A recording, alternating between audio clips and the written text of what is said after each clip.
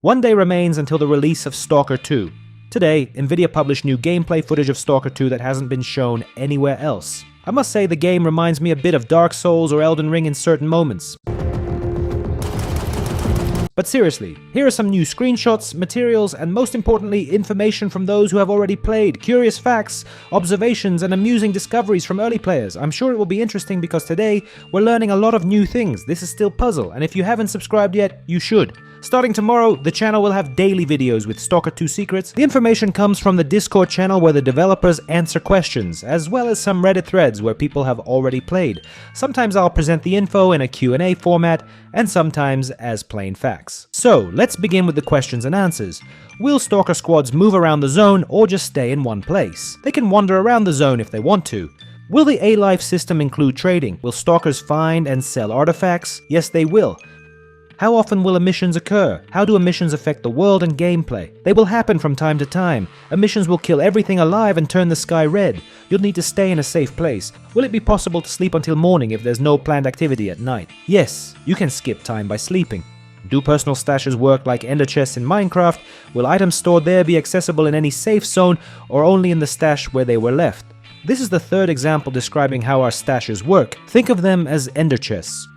Will there be a crafting system? Can we make medkits, ammunition? No, there won't be a crafting system. Will the game have an Iron Man mode, one life mode, like in Anomaly? No. Will artifacts respawn after an emission like in Call of Pripyat? Yes, artifacts will respawn. We know about the day-night cycle, but how long is a game day? One in-game day equals 1 hour. Will we be able to recruit NPCs as companions? No. Will the game have fast travel? Yes, if you're willing to pay guides. Will there be sleeping bags, or can you only sleep in designated areas? Only in designated areas. Judging by the video with the Soul artifact, will we be able to examine artifacts and their descriptions in 3D view? Yes, they can be viewed in 3D. I know faction reputation plays a significant role in the story. I also know killing a faction member affects your reputation. If I kill, say, a random loner soldier with no witnesses, will the entire faction hate me? We have a weighting system to make reputation logical. Will fishing be possible in the game? I'd love a mechanic like in Final Fantasy. Sorry, but that mechanic won't be included. Will hunger, thirst, and sleep be mechanics in the game? Hunger and sleep, yes. Can we sit on furniture for better immersion? For instance, sit in a bar and have a pint with fellow stalkers. Yes, you'll be able to sit in certain places for immersion. Will we interact with the world, lighting candles, turning on radios? Some objects will be interactive. Recently, we saw a dedicated pistol slot in Stalker 2. Can submachine guns be placed there? This would make them viable throughout the game, rather than obsolete after acquiring a rifle. The slot is for regular pistols only. Will we see our character's legs when looking down? Yes. Will there be a minimap for navigation in the zone? You can use a compass, or your PDA. There won't be a minimap. Will bolts be unlimited? Yes. Can we turn off the HUD for full immersion? Yes, the HUD can be turned off. Will the interiors and spaces within buildings and structures be more accessible? If so, how much? Yes, much more accessible. A strange question, but can characters smoke in the game? Stalkers smoke. Skiff does occasionally too. Will the game be divided into zones, regions that are inaccessible at the start, like in the original games? There are 20 regions. Can I head straight to the Chornobyl MPP at the start, or will there be barriers preventing access to certain regions? You can try. How does the day-night cycle impact the world? Will Skiff benefit from exploring certain locations during the day or night? Practical advantages, NPC behavior. Can you freely transition between regions, or will checkpoints like in the originals make you confirm entry? Freely transition. Will frogs in the trailer appear in the game? My friends won't play if they're removed. Yes, they'll appear. Can Skiff swim, or is water equal to death in visible walls? I wouldn't recommend swimming in highly radioactive water. Will stalkers at campfires tell local stories about anomalies, mutants, and methods to handle them? Stalkers will tell various tales and jokes based on the location and history. Will there be Easter eggs in the game? Yes. Will there be new mutants along with the new anomalies? Of course. Will our choices impact the world? For example, can a quest result in a faction's destruction, new items for traders, or alternate dialogue options? Absolutely. Will subtitles appear during NPC campfire conversations? Yes. And now, let's get some information from those who've already played the game. It's no secret that some players have received their copies early and have shared some details that surprised them, both pleasantly and not so much. Let's begin. One user wrote the following: I'm concerned about some videos where the AI looks dumb as a rock. Is the enemy AI good, or is it as clunky as it seems in some clips? The AI keeps kicking my butt, so I guess that's nothing to worry about.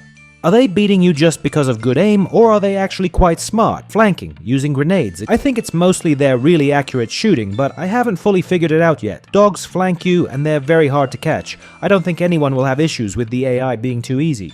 Do you think the combat is still fair? The AI doesn't shoot you through tall grass or anything like that. It feels tough but fair, although you'll probably die a lot. Are there good blood effects ragdolls in the game, like heads exploding from a shotgun? I haven't seen any so far. The ragdoll feels very stiff, almost like in Oblivion. What about the overall impression? Are there a lot of bugs? It's definitely lacking polish. I've encountered a few bugs. I think it's a good game, potentially, but it'll need more work on consoles. How's the shooting and sound? The sound is fantastic. It reminds me a bit of a Tarkovsky film. What features would make it feel more modern to you? Objectively, the game looks old due to poor performance. I can't pinpoint exactly why, but the image quality seems a bit rough, although you can tell the textures are fairly high resolution. However, just looking at how the weather works is enough to see it's a modern game. I don't think I've seen more impressive weather in an open world game. Subjectively, the gameplay feels outdated, but this could easily be a design choice. It's like when you play Shenmue 3 decades after the second game, and it feels like the exact same game from 20 years ago. Some people will love it, and others won't. You can't dodge to the side, you can't slide while running, you can't do most of what's been introduced in modern shooters. I haven't figured out how to hide, but the control scheme mentions leaning left and right with the bumpers. I don't want to sound too defensive, but this isn't an old design, it's just realistic. You wouldn't be sliding or dodging side to side while carrying gear and equipment. It's realism, not old design. They probably wanted to keep it grounded instead of trying to be the next Apex or COD.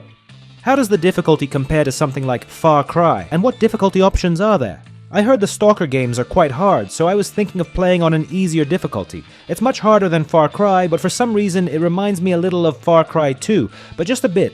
It has 3 difficulties. I'm playing on Stalker, which is normal, and it's pretty tough. The game also tracks your deaths and tells you every time you die.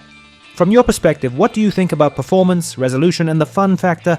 Should I keep my pre-order, or cancel it and wait to buy and play later? I definitely wouldn't recommend cancelling your pre-order, especially considering there might be a day 1 patch. Maybe I'm being a bit harsh. Sure, the performance needs a lot of work, and the gunplay isn't what will hook you, but the game is unique enough to offer things you don't often see in other games. How open is the game? Are regions still segmented like in the original, or can you freely travel between locations? If so, can you enter a region from any direction, or are there still designated paths?